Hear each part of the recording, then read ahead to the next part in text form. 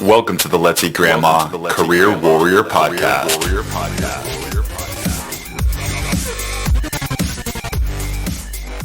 And welcome to the 83rd episode of the Let's Eat Grandma Career Warrior Podcast, where our goal is not only to help you land your dream job, but to help you live your best life.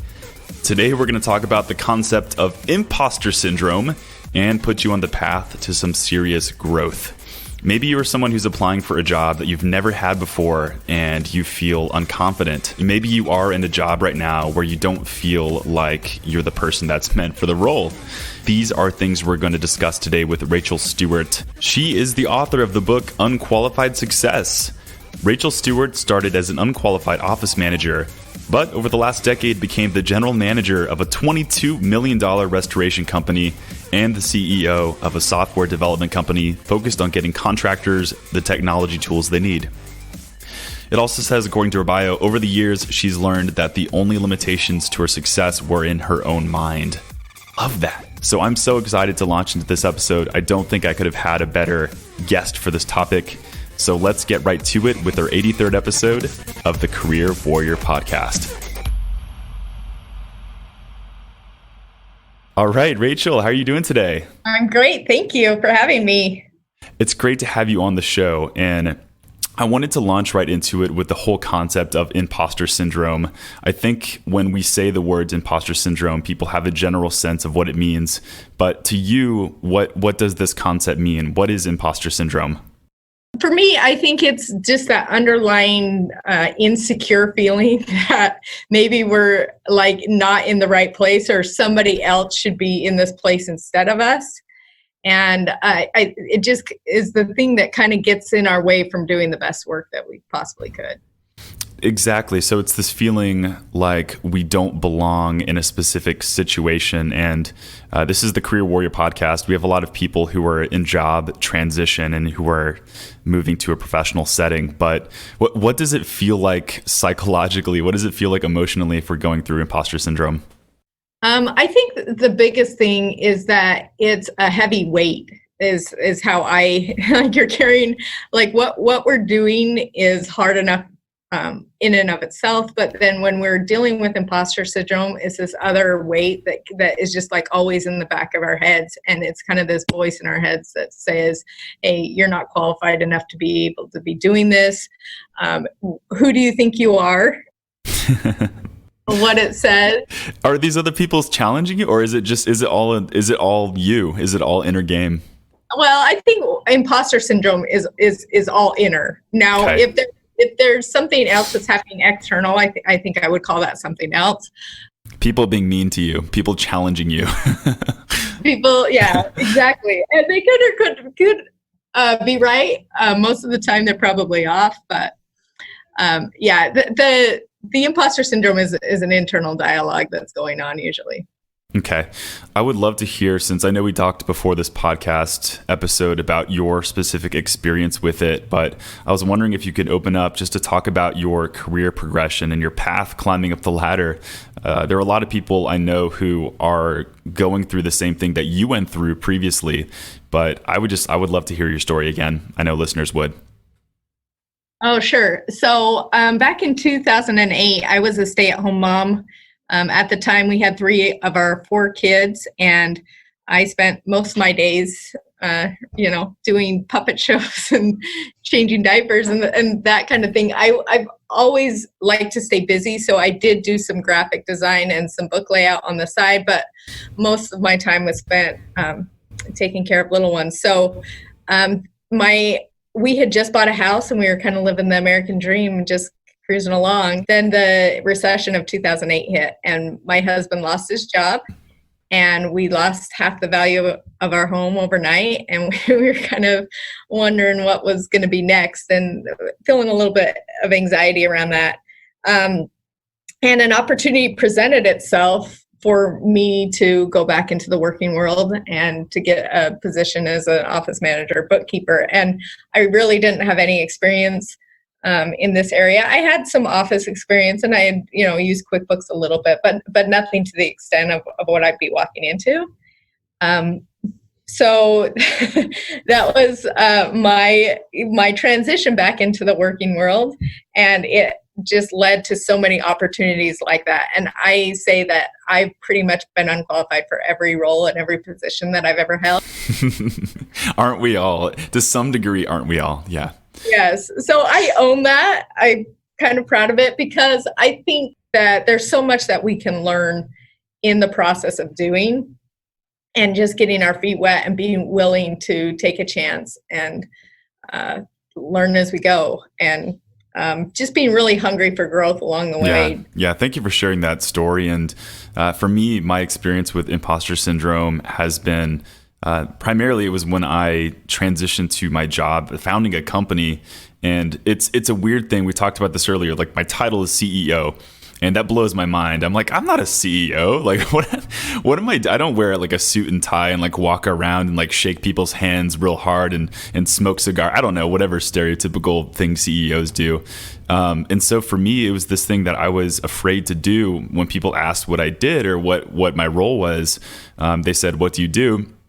And I would kind of shy away from my real answer. I would say things. This is to my family, friends, anyone who would ask. I would say, like, "Oh, I'm a head resume writer for a company," just because I felt like that made so much more sense. I'm like, "Oh, I write resumes because that's one thing I was good at." But in truth, I'm the person who's in charge of the company. And for me, that was my own experience with imposter syndrome. Whenever I'd said the word CEO, and I still have it a little bit at the back of my head, I'll be honest. It feels a little off.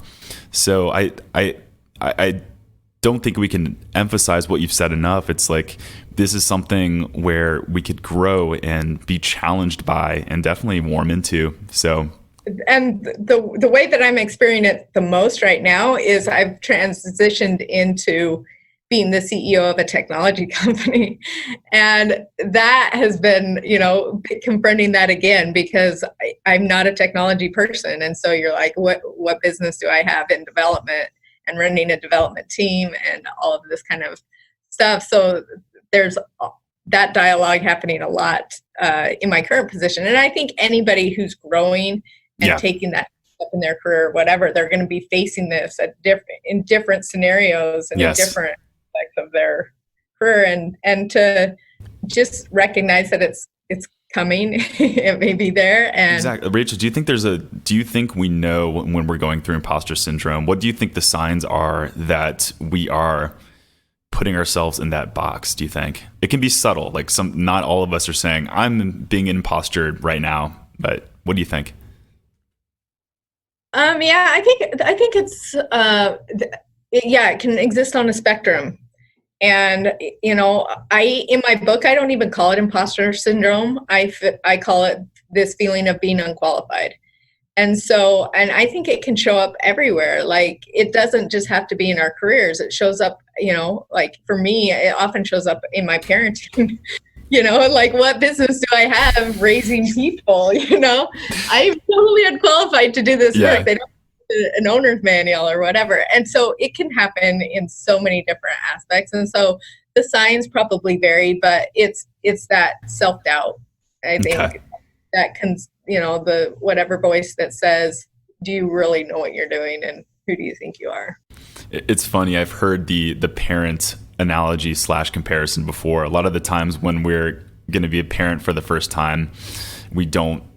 This is what I've heard. I'm not a parent, but I hear it just feels like you don't know what you're doing for the first child, but it all works out for the most part. You get that experience. So for sure, and then in every aspect, you're like, wait, teenagers? Yeah, that's a different story, but yeah. Cool. I want to play devil's advocate for a little bit, just because I think the way I like to do my podcast, I do a 360 view here, but let's talk about the unqualified thing. How do I know if I'm actually unqualified? I'm sure there are people who are unqualified for certain jobs. And is there a way to know that this isn't the right path for me, for instance? So that's interesting that you use the word right path. So obviously there is some certain baseline qualifications that somebody needs to do certain professions. Like if you're a doctor, you probably should go to medical school. Sure. You know what I'm saying? You shouldn't just go out and start practicing medicine. But assuming that you have all of those baseline, qualifications for a certain career path, I think then when you go to, is this the right career path for me? I don't think there is such thing as right. There's choices that we have. There's different decisions that can lead us to different places.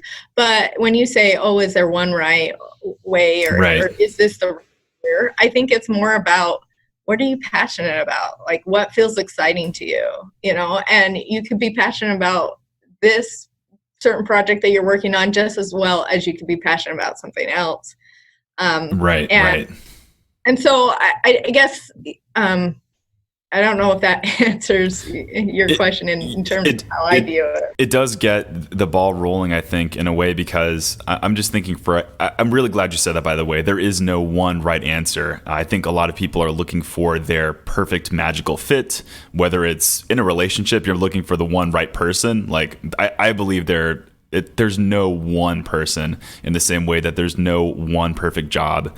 So I do believe that, and at least in my own experience, there are certain jobs that I would probably thrive in because it's just naturally what I'm good at, and certain jobs that I would not thrive in, but I'd probably be okay at.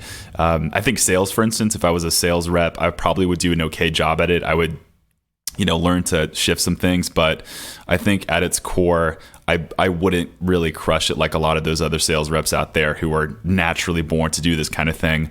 So I think it's like what engages you, what gets your blood flowing, and it's not that you couldn't be good at sales. It's just not maybe where your passion lies. And sure. Yeah. I wouldn't say like restorations, so what we do is we put people back in their homes after a flood or fire or major catastrophe. And I wouldn't say like when I was growing up, I was like, oh, what I really want to do. But there's parts of this business that is so engaging to me, being able to help people at their like darkest moments and stuff like that. They've had a really traumatic experience and we do something that feels, but aside from that, just like the people that I get to interact, the teams I get to build, all of those kind of things help me have passion about it. But I also feel like I could do a million other things that I would be equally passionate about. And so it's what engages you. And I also would say that... Great way to put that, yeah. Yeah, and I think you have to be careful about, okay, when I say what are you passionate about, there are going to be moments in every career that are just hard and may not feel like super engaging or exciting. They can be draining and they can be difficult and they can be challenging. And it's being able to like have grit through those moments, but knowing ultimately that like this is something that you really want. Great. You've given some really good insights and advice so far. And what I want to do is, since we've set up this concept very well, I want to talk about how we can deal with the feeling of being unqualified or imposter syndrome, whatever you want to call it. But, let's talk about, I really agree with you. This is one thing we talked about before. I think it's a sign of growth. And for me, I'm always trying to live on my edge. That moment of being uncomfortable, even though I don't want to be uncomfortable, I'm a believer of that. But step number one, I feel unqualified. What do I do? How do I get over this? Okay, so I think step number one, and it's the first chapter in my book, is you have to start with mindset. So I think you have to go back and look at what thoughts are creating those feelings. And I think so many times we think that if we take action and we do certain things, we get another certification, we go back to school and get that further degree or whatever, that we're suddenly not going to feel unqualified. Like taking action and having achievement is going to change that. But that is not the case. You could be in this perpetual loop of trying to, have achievements that are going to make you feel qualified. So you have to first start with mindset and what thoughts are driving how you're feeling. And that's really going to be the starting point. And there's a lot of different techniques that you can do to change mindset. So You were saying about sales. So if you take, hey, I'm not very good at sales, and that's kind of your thought process, but you need to, like as a CEO or whatever you're doing, you have to do a certain amount of selling to promote your company. So that's a Truth. thought that that you're going to have to address and master. So it's like, okay, so you're starting from a place where I'm not good at sales, and you need to get to, I love sales and I'm really successful at them. And in between that, there's a lot of layers that you can start working at, and it's called bridging. And so maybe you can't get from the very bottom to the very top, but maybe you could get from, I'm not good at sales and I don't like sales, to I can learn to be good at sales. Yes. And if you replace that thought over and over and over, then you can come from, and you just start bridging your way up the ladder until you can get to a place where you're like, I'm great at sales. I love it. I love that. And you're a true warrior, because that's the philosophy I've preached. And this is the philosophy our guests have preached for the most part in our past episodes. But the idea of progression and not getting there tomorrow, you're not going to be 100% perfect tomorrow like a lot of people want to be. I like the idea of slowly growing and slowly building upon it till you have more confidence that's justified and makes sense. This man wasn't one of our guests, but he was a YouTube video I actually watched where he talked about growth and change. And I'm a big fitness guy, so he used the analogy of, you can't all of a sudden start benching 200 pounds.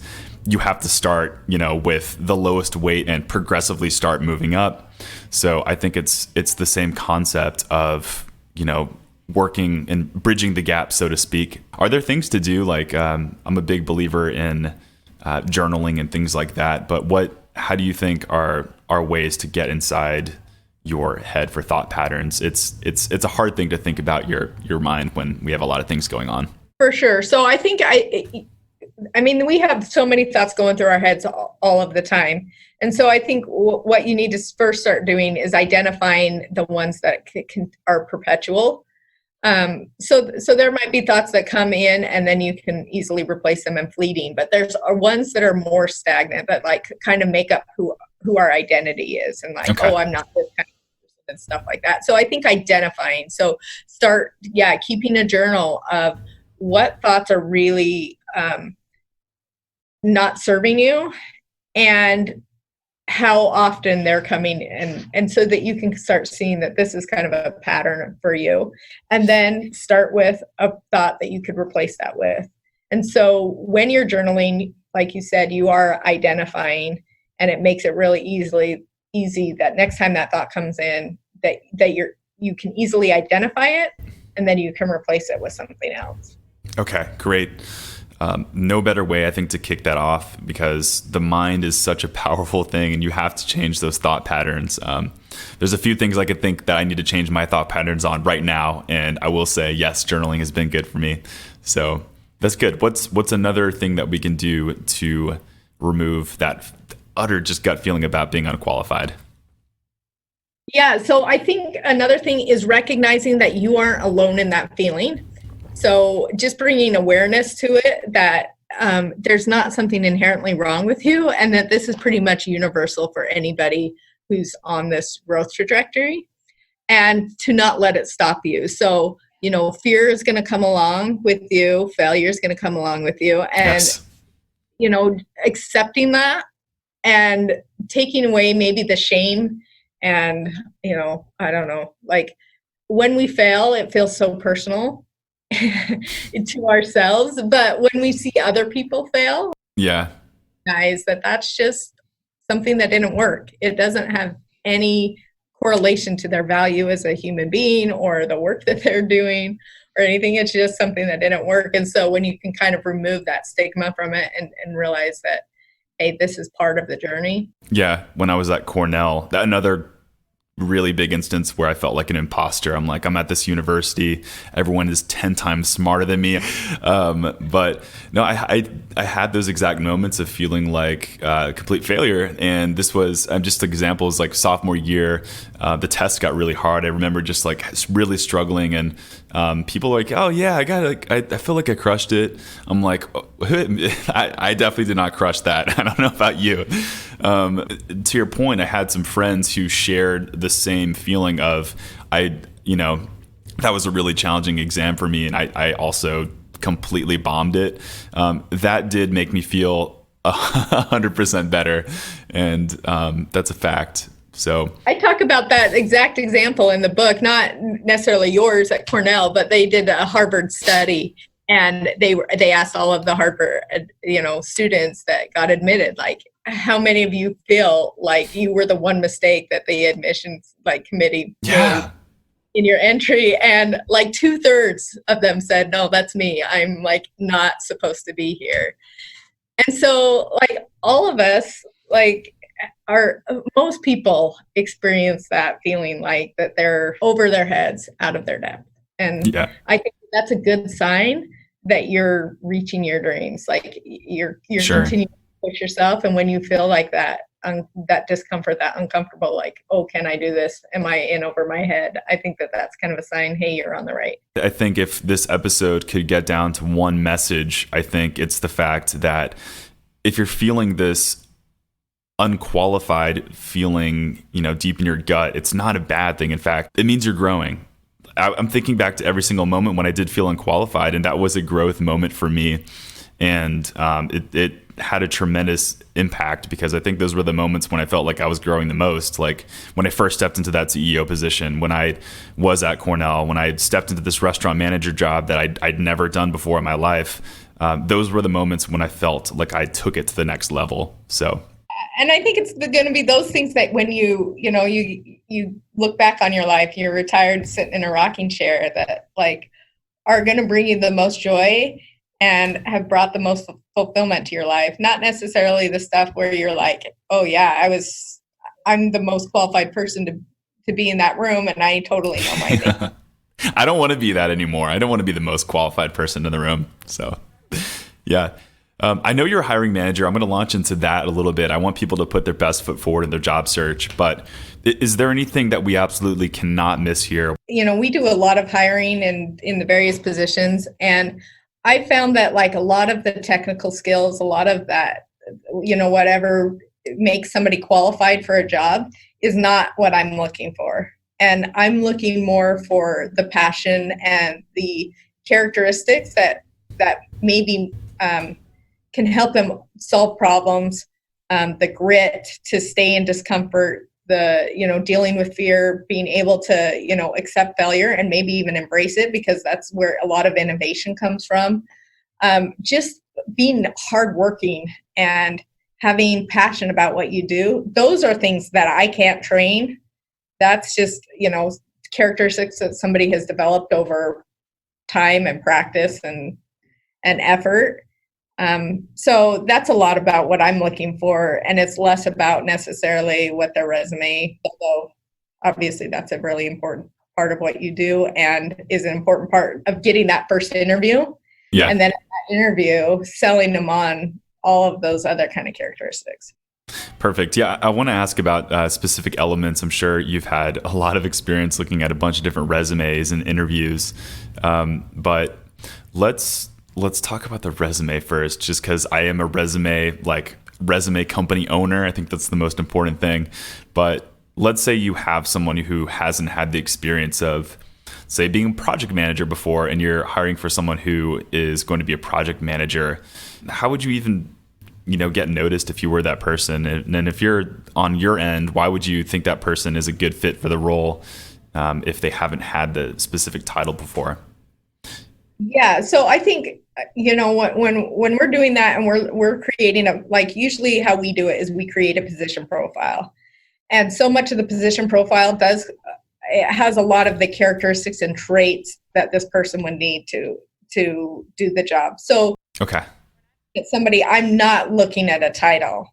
Okay, because good on you. That same title could make them very not a good fit for this position, just because they haven't developed the characteristics that we're looking for. So for one, I think a lot of it has to do with whoever's reading your resume and what they're looking for. But I think highlighting all of the traits and experience that you have that could apply to this position. And so maybe you haven't been a project manager, but you have a lot of customer service experience, and you have the ability to keep schedules very organized and on time, and you have all of these other characteristics that are needed to apply to this position. Sure. Definitely highlight those in your resume, and highlight the traits that would cross over and how you've excelled.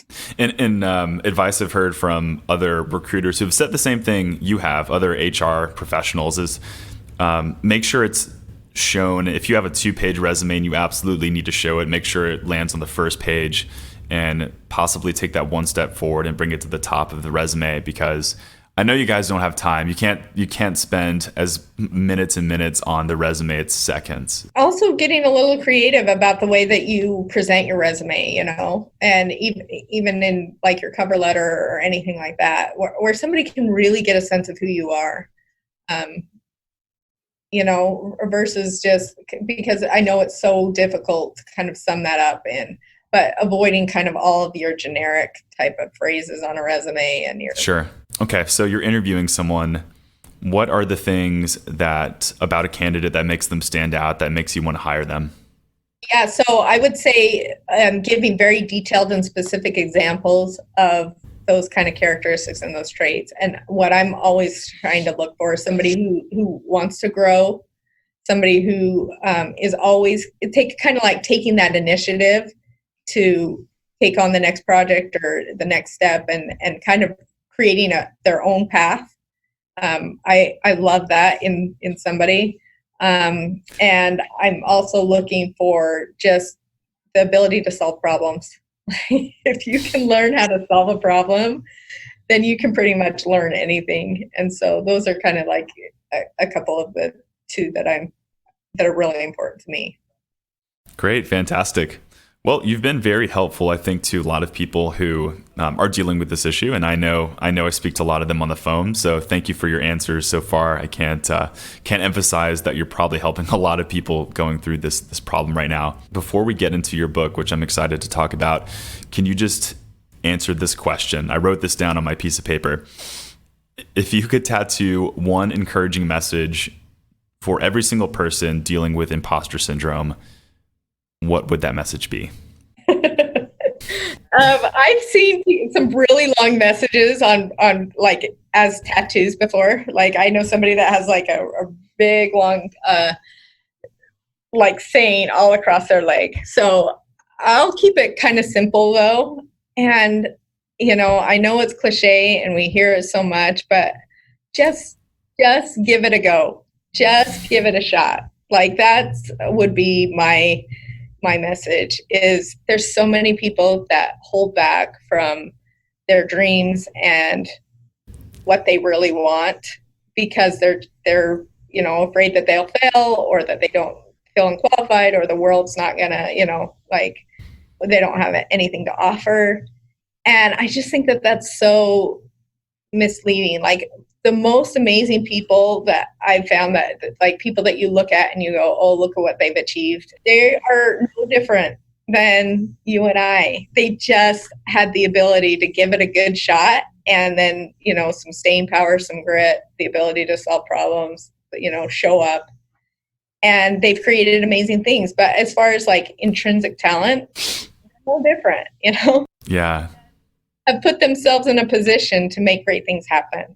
And so that's kind of what I would encourage your people, the people listening to your podcast, is to just give it a shot.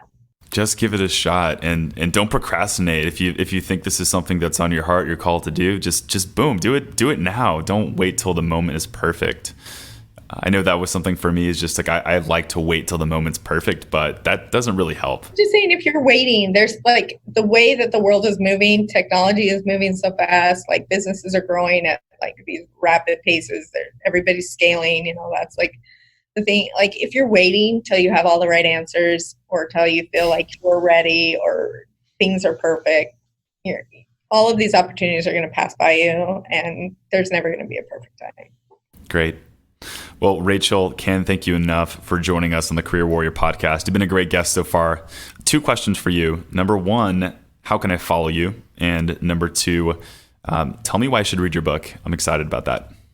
You can go to my website. It's Unqualified Tools. There's a lot of tools to kind of help you get started on your journey or continue on with it. But I'm also, on Instagram and Facebook and all of the social media under Unqualified Success. But probably the biggest reason that you should read my book, and this is what I get from other people who have read it, is how motivating it is. So even people who felt like, hey, I didn't know I needed motivation, but I read your book and I was really motivated. And two examples of that, or a couple of examples of that, is so when I was launching the book, I wanted to hire a PR coordinator that could kind of handle getting it out into the world and stuff. And so one of the requirements when I did that was that they had to read the book before they could even apply for the position, because I wanted to make sure that they loved it, promote it, and they were happy about what they were doing and could feel passionate about the message. And so what ended up happening is I had a couple of people say, hey, I'm not going to apply for the job. And I was like, oh, really? Like the book was, and they were like, no, it just inspired me so much. Wow. I want to pursue this, or this has been a dream for a long time. Wow. It's given me the passion to go and the motivation I needed to go do this. I'm sure, I don't know if you're expecting that, but what a great outcome. So that's why you should read the book. That's great. It sounds motivating. And I was reading something last night, and the author said, like, every author has a message or a purpose or why they're writing a book, but a great author will actually convince people at the end of the book to take action on that message. So it sounds like, based on your example, you did exactly that. So that's great. You got me interested in the book. So cool. Well, Rachel, can't thank you enough for joining us, and we'll have to hit on this topic again. I'm glad that you really touched upon this message, because I think there are a lot of people, like I said, who are going through this and they need to get over their imposter syndrome or the feeling of being unqualified. So thank you for bringing that message over here. I think you did a great job. Awesome. Thank you so much for having me. Perfect. And this concludes the 83rd episode of the Career Warrior Podcast. Wow, what great insight. And as I said during the middle of the show, I think if we can get you to do one thing, it's just to move past this feeling of feeling unqualified and just try it, just to get out and continue pursuing it, because no one feels, or I believe no one should feel 100% qualified for anything when they are trying something that's new or something that's a stretch. So it just makes sense that you are going to have this feeling. So I would encourage everyone to listen to this podcast again if you do have that feeling underlying. And we have other amazing episodes that I think would also appeal if you think that this one was good. And that is our 31st episode with Clara Chorley, talking about career transition and change. And also our second episode, which is called Navigating Career Transitions. So this concludes our 83rd episode. Thanks everyone for tuning in, and go out and please be warriors.